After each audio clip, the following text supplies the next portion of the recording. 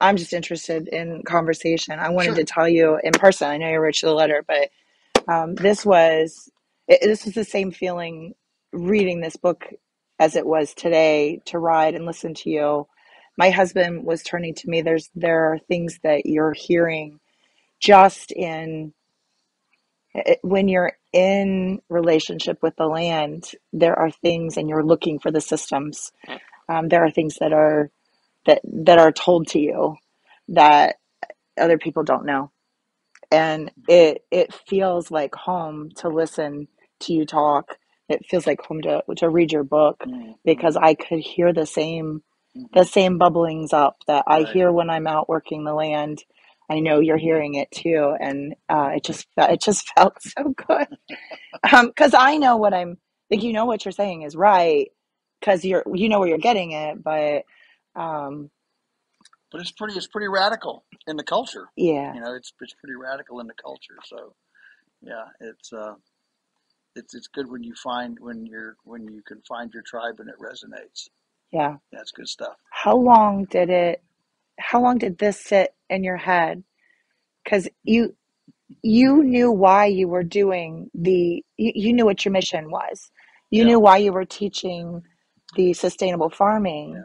When I sent that manuscript to the editor, she does lots of books, lots edits a lot of books for Hachette Publishing, which is a global publisher.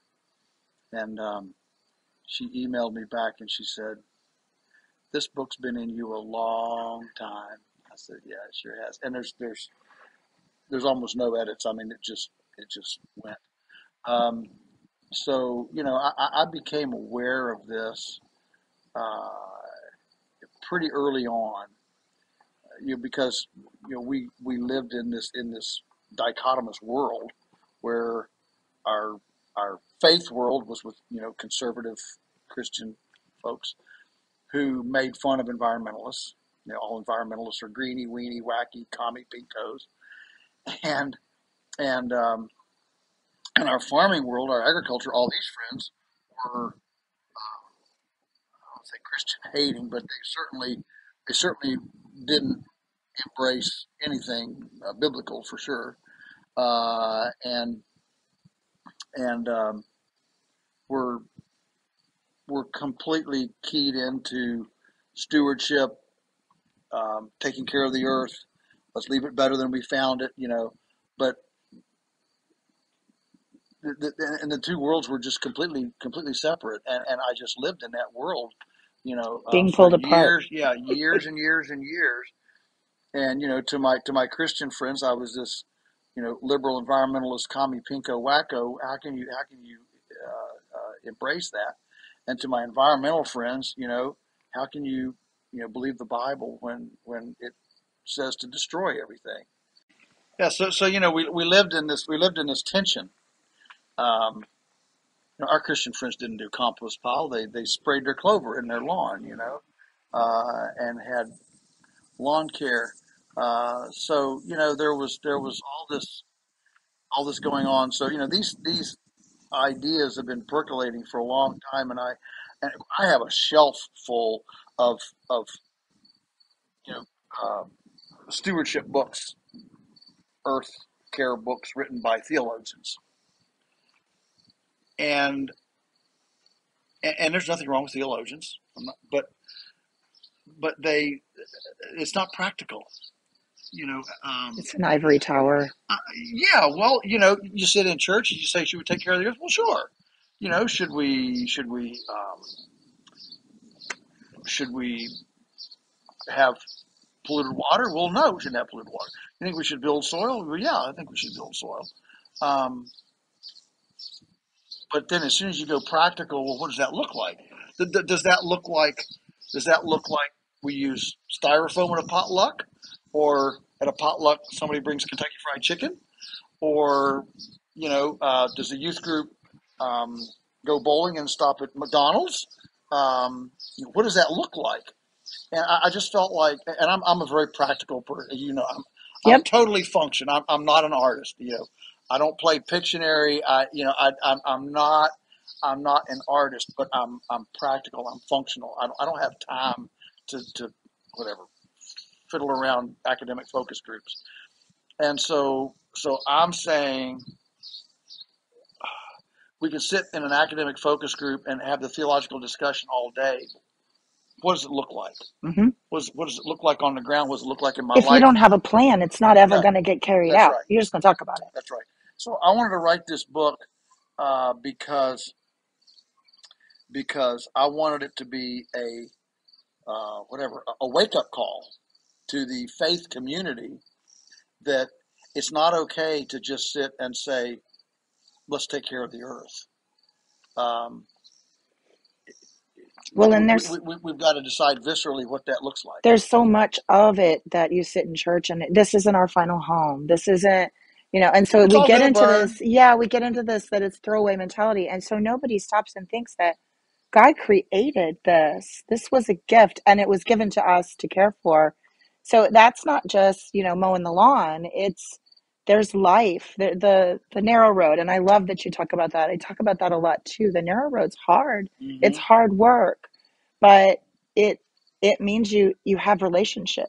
You're walking with Right. God on that narrow road. Right. And it's not always obvious either. You've got to kind of search and seek for it. And one of the problems is that the environmentalist persona is so anti-God, Hmm. anti-faith that anything that smacks of it or sounds like it is automatically dismissed out of hand by the faith community, and that's a shame. That's a shame. And so I approached the topic from a sense of of appreciation and awe that all of this physical universe is an object lesson of spiritual truth, and so is there a physical object lesson of forgiveness, of abundance, of Grace. redemption, of grace, of glory, of respect, all of these things, the golden rule, do unto others as you would have them do unto you. Well, that probably means you don't want to pollute their river. It probably means you don't want to stink up their backyard with Yeah. fecal particulate, or chemicals. And so, it was those kind of themes that I wanted to explore, and why I did it. I've had a lot of writings that are building up for me too. And of course, my side is on the body. So, where you're talking about stewardship of the land and the earth and the animals, it butts up against. I'm talking about we were given this gift and we're not supposed to spit in the face of the author of this gift. And there is definitely that same trap that you're talking about here that the herbal world is often really trapped Right. in that anti-God place. And so I was wandering around in that space and not getting that I was not getting why I didn't fit in. And it's because I was looking for I was aware of a different source of where this was all coming from. Mm-hmm. The object lessons that I see in the body are coming directly out of what the systems that I see in nature every day. We are part of that. So, uh, for me, in teaching somebody now about how to be healthy in their body, it has to begin with whether they're a farmer or not. It has to begin with what you're talking about, which is we we begin with the soil. We begin with our stewardship there of how we're raising the food and the animals Yeah. on it. Well, we begin with we are gods. I don't mean we own, God owns us. Is what Yeah, I'm not yeah, saying I'm a god. God owns me. God yeah, owns this gravel, the trees, the cows, whatever. It's all His stuff. yeah. I'm His stuff, and so the question is, you know, if if I owned all this stuff, how would I like to see it handled? And if the Mississippi, for example, is God's river, all right, let's just start. Do you think He's really excited that it carries so many pollutants down it every year, chemicals, Yeah. that it creates a dead zone the size of Rhode Island in the Gulf of Mexico, eliminates the shrimp and eliminates the fisheries, eliminates the. Is that a return on investment? Well, it is, but It's disrespectful. it's not a good return on Yeah. investment. Yeah. It's a result. Yeah, It's just yeah, not a good one. yeah. And so we have simply, in the faith community, we have simply not reckoned that way with Yeah. we've not reckoned the way that way with the way we live.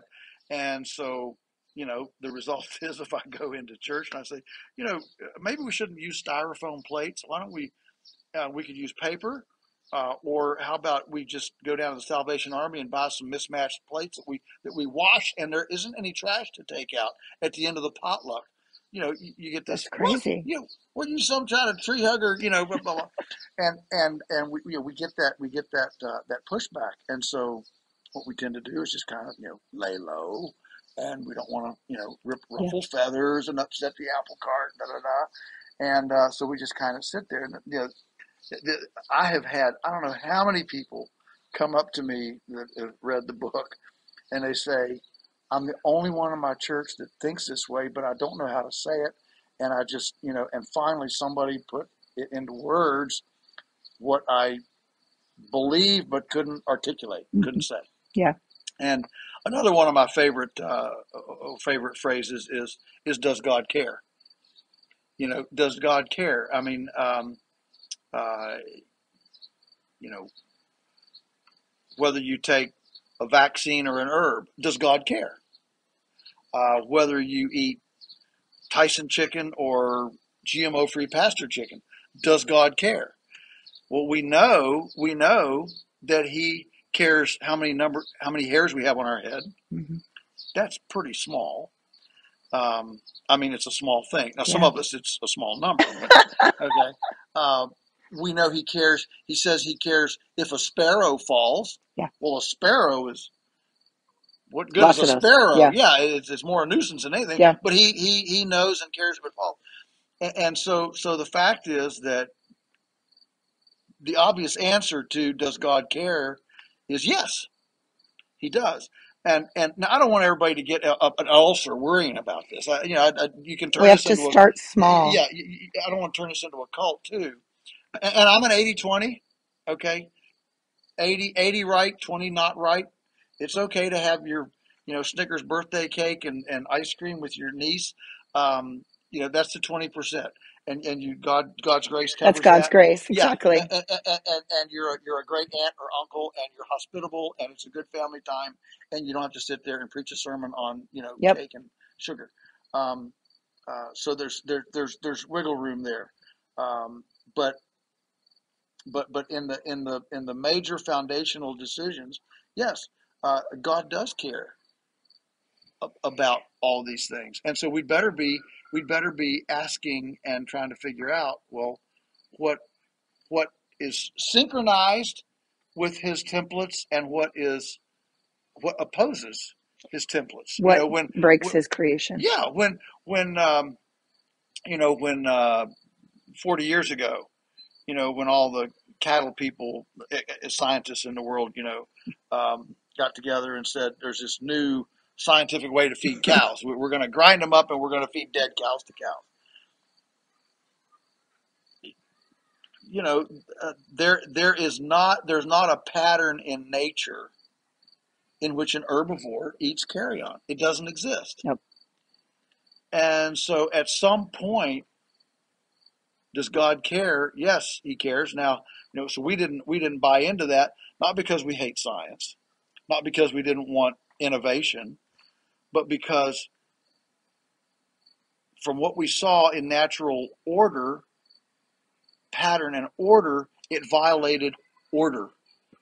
And God loves order. You you repent, you look upon the cross, you ask Christ, and there's an order there. There's an order in the family. There's an order in children. There's an order in the faith, and God loves order. It's everywhere. If you spend any time, Absolutely. there's a system there, and the system is it's obvious and it's repeatable. When you fight the system or break the system, you get a result. It isn't a good one. That's right. That's right. Dysfunction is comes out of disorder. And think about Genesis. Genesis 1:1.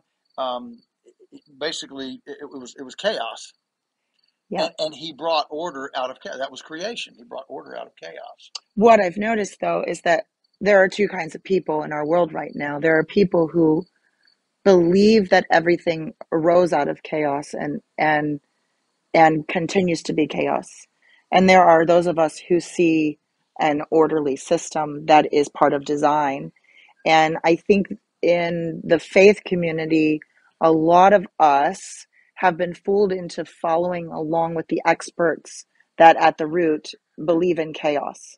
They're not looking, Mm-hmm. they're not, science is amazing. Science is godly. Mm-hmm. And Sure. it, because at the end, when we reach the end of all the stuff we cannot know, we find God. But when you find chaos at the end of it, to root your knowledge in that, that's where we're spinning off. Yeah. Chaos maybe uh, uh, in this discussion context, a synonym would be fatalism.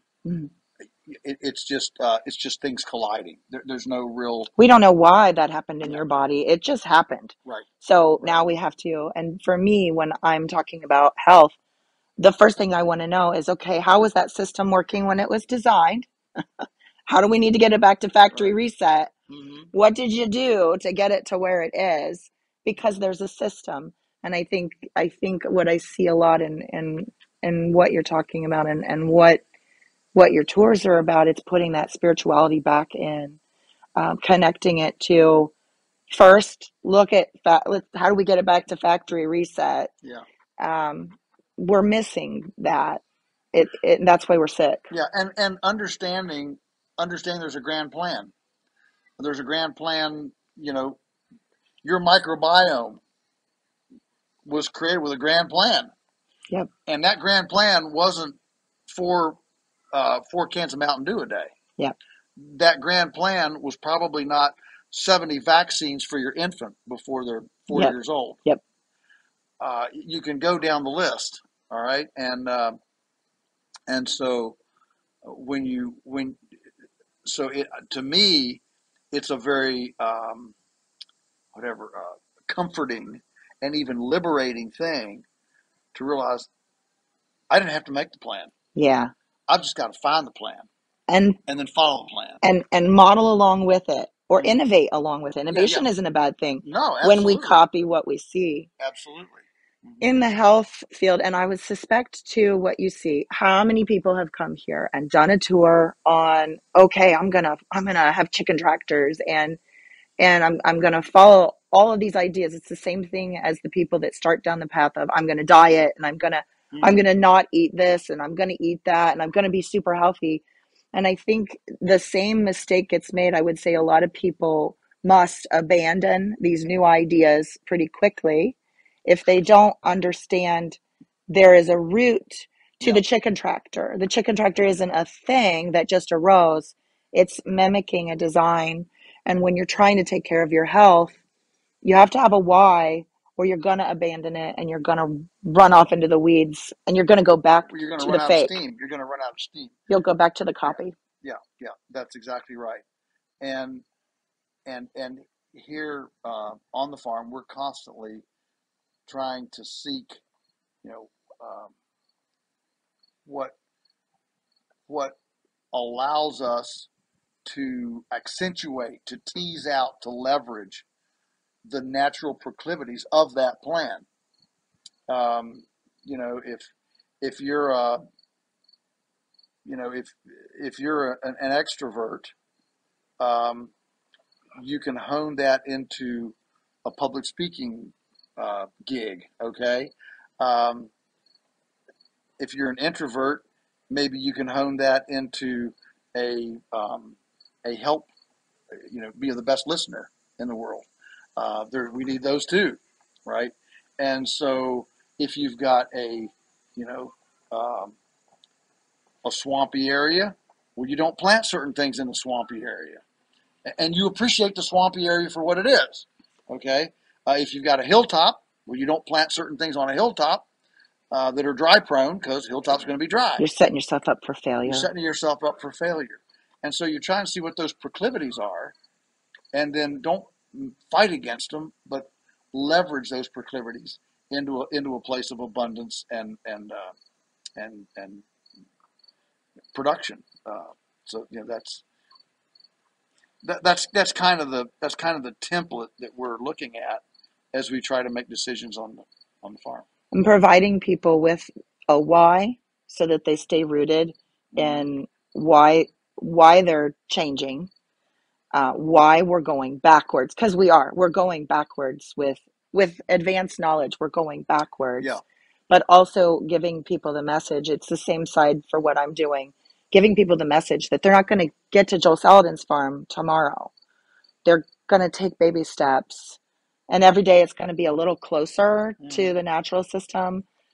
And then you'll have to model grace every day that you're stepping a little bit further towards Yeah, and that system. yeah, and faith too. I mean, I think too much stuff is done out of fear, Mm. and fear won't last either.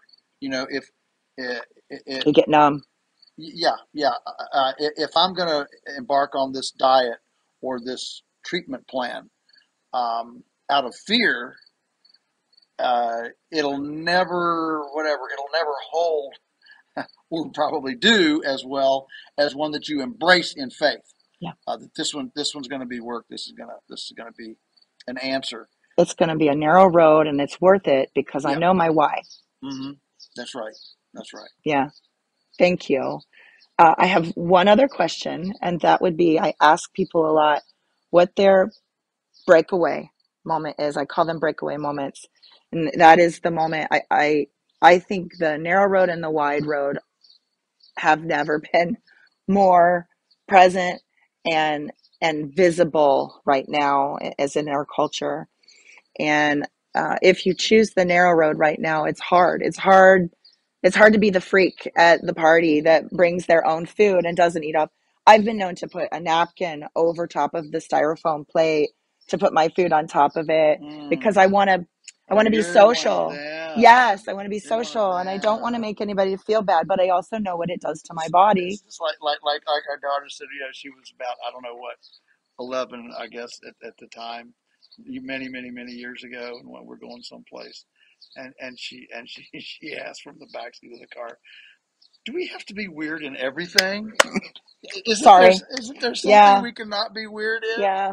And the truth is, Christ calls us to serve Him outside the camp. It's outside the camp. That's where salvation is. Yeah. That's where He is found. He's not in the temple. Yeah. He ran the money changers out of the temple. You know, he is outside the camp. The people that are choosing now the hard way, Right. because it's really hard. Life's gotten real easy. You can have just about anything done for you now. Food, the fake, what I believe is true evil, it's just mimicking God's goodness for us. Mm-hmm. Is so easy to get, and it makes your mind funny. So people are having these breakaway moments. There's a moment when you say, "This road isn't where I'm going to be anymore, and I'm going to travel this really hard road." Mm-hmm. Do you remember what your moment was? Oh my goodness, my moment that way. Uh, I I would say certainly one was was in college, and um, I went to a Christian college, and the chancellor wrote an article saying that if you stepped inside of a health food store, you had joined a cult. And our family went to the health food store all the time. Oh shoot, I'm a cult member. Yeah, yeah, and it just really struck me. Wow, this isn't just kind of I'm preferentially choosing a different path. This is I've got I'm gonna be burning some bridges here, Yeah. and it was that was a strong deal. Um, So that was certainly one. You know, people always a lot of people that don't know my family story assume that we used to use chemicals and there was some day when we made it, but we didn't. I mean, my grandfather was a Your truck. family was always weird. We were always weird, yeah, and I grew up weird like that. I mean, you know, all of our farm friends were, you know, marijuana, you know, hippie. This is late '60s, Vietnam, early '70s, and you know, that was all of our farm friends, and our, of course, our faith friends were straight laced, you know, made fun of all that, and that was all the problem. So so you know, I just grew up like that, and if I may say, at this point, one of the things I'm most thankful for in my life is growing up in a family where neither mom nor dad cared a lick about what anybody thought. Yeah, that's a And gift. that is a gift. Yeah, it That is. is a gift. Most people, we can't do that because, you know, Aunt so and so or grandma or whatever, you know, will say something. And I'll just, you know, I'll just give you a couple of examples from mom and dad, because I don't think the breakaway thing like a lot way people do, because I grew You're up, kind of always yeah, on I the was road. always like this. So mom in college, um, you know, she was very popular and a campus leader, but she had an alcoholic dad. And when she met the Lord, she said, "I am not touching that stuff." And she came from a really bad, broken home. It was a bad situation. And so she wanted to start a women's sorority that was non-alcoholic, Yeah, a non-alcoholic women's I sorority was in a sorority in college. in a state Hmm. college. Yeah. Okay, Yep. and It's a different path. oh, very different path. In fact, the administration in her whatever folder, her resume, her, you know, her student whatever, um, her folder, put in notations that she was a troublemaker. Yes, Nonconformist. a It's a troublemaker problem. for you know, rocking the boat this way. Hmm. And so, you know, that was mom. She was ready to shake things up. Dad, um, my story of him was when the Arab oil embargo hit in 70, 73, 74, um, and you couldn't get gas if you had a license tag with even numbers. You could get it on even days, and if you had Yeah. odd numbers, you get odd. I'm older than you are, so I know about it though. but you know about it. Good. Okay. Well, you know, I was a teen and at the time, and Dad was working at a metal fabrication shop. He was the accountant and the blueprint reader and the estimator. He did all the financial stuff for this, like, you know, 15-person metal fabrication shop, welding shop. You know, they did stainless steel bending, welding, made conveyors and different things. And he was the money guy there. And so this all happened, and he went out and bought a 10-speed bicycle. And now he was in his 50s. Okay, he's in his mid 50s, and it's 17 miles one way to this office where he worked. 17 miles one way. He bought a 10-speed bicycle and started riding it to work and back every day. And his position was, if every person would do It wouldn't that, be a problem. we'd tell the Arabs to keep their oil in the ground. We don't need it. Yep. That's conviction. Yeah. That's conviction. And I am so thankful that I grew up in a home that embraced that didn't think that was a bad thing, but actually embraced it and said, if this is right, Do the right do the thing, right no matter thing. who's That's looking. right. That's right. Yeah. Yeah. Yeah, that's It's a real blessing. it's a gift, and it's unfortunately not being given to No, kids these days. And the no. burden of worrying about what somebody else will think about you is it's a crippling It one. is, and it's tenfold worse now with social media. Oh I mean, yeah. that was in the day when you had phone calls and snail mail, and you know, you just. But now, It took a while before you realized people thought yeah, you yeah, were weird. that's right. That's right. It took a few conversations Yeah. in person, Yep. right, and or some letters back and forth. Yep. But now, I mean, it's in your face. Yeah. It's all the time, and especially young people. You know, they're. I mean, oh, I didn't get a like for 30 minutes. The world has forgotten about me. You know, and Yeah. my whole persona, my whole raison d'etre, is all wrapped up in what other people, how they respond to me. And that you said it. That's a very crippling. It's an enslaving Yeah. mentality. And it's really hard for the kids that grow up knowing where their identity is rooted in, that it's out here in creation with God. It's much easier. Yeah, It's much yeah. easier. But leadership almost always demands walking to the beat of a different drummer, taking the Yeah. road less time. I mean, doing cliches, but this is Yeah. why these things speak to us so profoundly, because Yeah. they are real. Uh, the road less taken. I mean, that's where. Robert Frost, man, I love that guy. I love Oh that yes, poem oh because yes. I feel that in my bones. I don't know why anybody would want to take the place everybody else is. That's I want to exactly be right. Yeah, I want to be where the adventure is. yeah. That's right. That's right. But But that definitely takes, I think it does yeah, take an yeah. But upbringing. when you study human psychology, you realize that what is it? Two 2 to 3% of the population is what's called the lunatic fringe, and then 3 to 10 is the early adopters when you talk about the diffusion of innovation, Hmm. and then 10% on to 100%. The 90% are followers. ninety Wow. percent are I followers. definitely didn't realize it was that huge. 3 to 10 is early adopters, and 2 to 3 is lunatic fringe. So, um, yeah, when you take the road less taken, I mean, for you and I, yeah, it's a no-brainer. Of course, I'm going to take the one less. But that's not the normal thing. The normal Yeah. thing is to buy the same shoes, the same clothes, go to the same vacation spots, do the same recreation, watch the same movie. I mean, it's a herd, it's a mob thing. We're sheep. I've never understood it. Yeah, So that's harder for me to understand than yeah, somebody who's out there yeah, doing wacky stuff. yeah, yeah, yeah, yeah. I identify I with I that. I, I totally get it. But we're a minority, a Yeah. really really small minority.